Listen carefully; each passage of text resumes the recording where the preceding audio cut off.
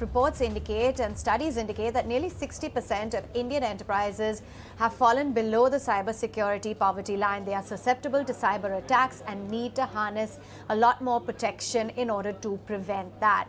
So let's understand a little bit more about how companies can better equip themselves against cybersecurity hacks. We've got Rahul Tyagi, the co-founder at Safe Security, now joining in. Rahul, thanks so much for taking time out.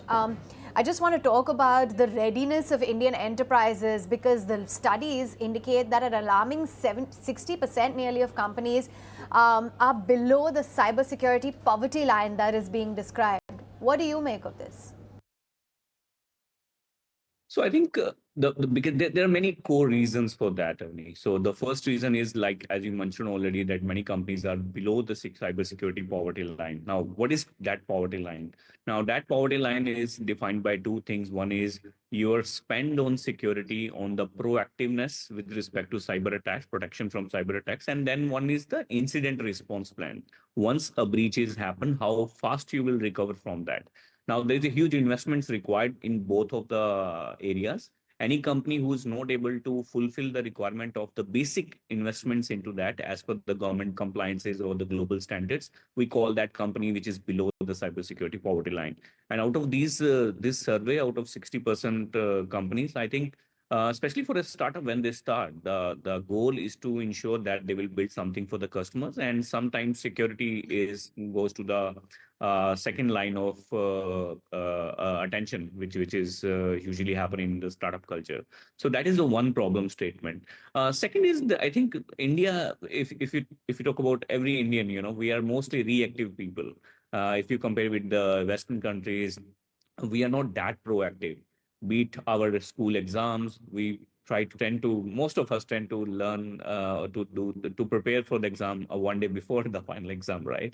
So whenever something bad happens, we come up very fast to recover from that. Now, that's the nature of how we are.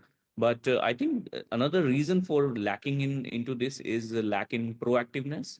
We are not paying attention in terms of investments or defining our resources or projecting our resources to ensure that there is some proactive measures through the breaches. So that is the second problem, I think, which organizations are facing. Now, there's another problem with the companies who are having the budget, but they do not know how to convey the senior management that how they are utilizing the budget and what is the ROI of that investment in terms of reducing the risk for breaches. Now, I'll give you one example. If I ask you, what is the battery status of your phone right now? You cannot say it is too much or too less, right? It has to be in percentage, like 67, 65. In the similar manner, when a senior management asks the CISO, who is the responsible person to take care of the security of the company, that what is the security status of the company, how much risk we are in. Now, he cannot say this is too much, we are at a too much of risk, we are at a very less much of risk. It has to be a quantified way of projecting it. Now, when they ask for the budget, they cannot defend that budget. And that's the reason they always lack in terms of asking or getting that required budget, which is required to protect their organization from these breaches. And the last reason, I think, is the lack of talent. If you see how the transition of AI and especially other things happening in all the fields, cybersecurity is not behind that also. Criminals are using better AI than security professionals, which are leading to better organized way of attacks, which needs to prevent. And I think we don't have that much talent which can actually defend from these type of attacks and in the limited time whatever we have. And that collectively all these things are making the country vulnerable, especially when it comes to a startup ecosystem. Do you think that one of the main issues, Rahul, is that organizations are primarily resorting to cybersecurity measures only once the company is actually impacted, and that is one of the key problems, that there isn't enough work being done on this front or effort being made on this front well in advance? Yeah, I think that's a very big issue actually, because see, as I mentioned earlier, we are very reactive in nature. And in a positive term, if I say, India is very strong when it comes to incident response. Whenever is something bad will happen, especially in a breach or whatever, we come very fast in terms of recovering from that. That's very very solid when it comes to India. But when it comes to proactiveness in terms of making sure that we have done the right investments so that that breach should not happen, or predicting the likelihood of a breach. So if any organization, if we ask any organization, what is the probability of your breach from a lizard squad, a criminal group in North Korea? Now they don't have a straightforward answer for that, because there is no mechanism to measure that how much vulnerable they are in a proactive manner. So I think right hand side, we are very very strong in incident response. Whenever something bad will happen, we come very fast, very positively. But I think the first 50% of the ecosystem, which is lacking, and I think it's a responsibility for the regulatory bodies. India is a very very heavy regulatory compliance driven country, especially in the cybersecurity ecosystem. So I think if a regulatory body will pay attention and come up with certain guidelines that these organizations should have a basic hygiene with respect to the proactive measures, then I'm sure that these companies will adhere to that and implement it, and that doesn't require too much investments as compared to incident response. So, what do you think that they should do as companies, as small businesses, as large enterprises? How do they need to be more vigilant to ensure that they are not susceptible to these kind of attacks, which are on the rise? So I think startups, I think, look for solutions which can give them a quantified view on cyber risk, and especially because the senior management who having the funds to take you out from the cyber poverty, they want to understand that what you will, how you will utilize that budget. If you will not be able to quantify that, let's say example, I use startup says today we are on a risk of a cyber risk of 100 crore rupees. If you give me 3 crore rupees of investment, I will make sure I will reduce that 100 crore rupees to 25 crore rupees.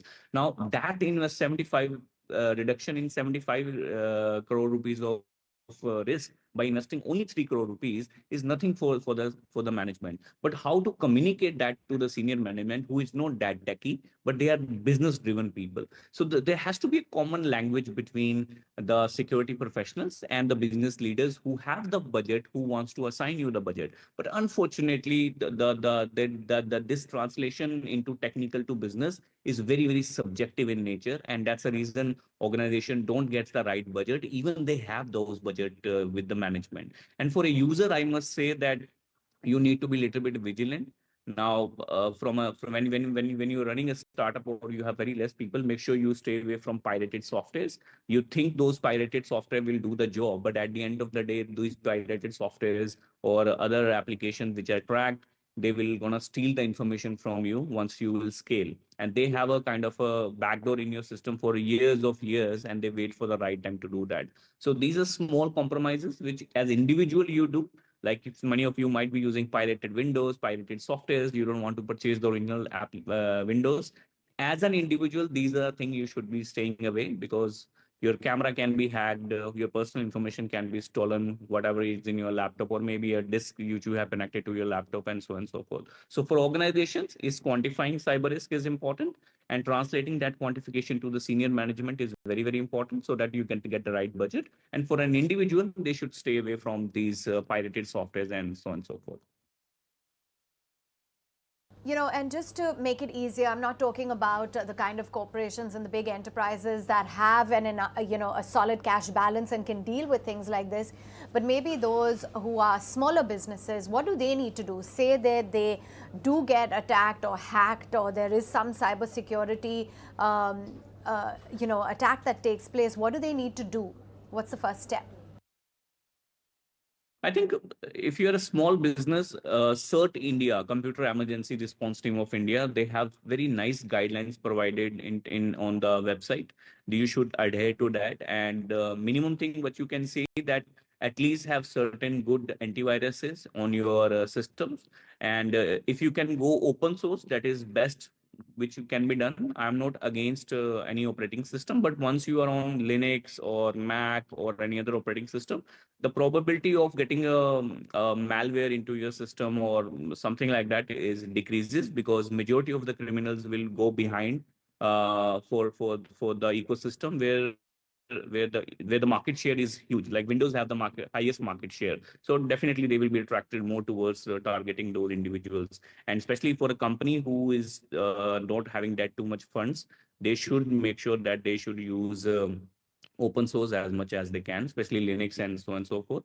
But if they are using Windows, make sure they use the Windows in a genuine way. They purchase the official license in their entire company and stay away from these things. And they can also stay away from removable devices given as a gift to someone, because those can have a malware also. And the last thing, I think there are certain courses provided by the CERT and on cyber awareness, how to stay away from phishing, how to stay away from other things. That those are the courses. They are free of cost from the government. That has to be embedded into the onboarding of the employee. So whenever an employee is joining your organization, there has to be 1 to 2 hour session by just showing them that what are the do's and don'ts when it comes to cyber hygiene within the company. Thanks very much for giving us those details. If you like this video, then like, share and subscribe to ET Now.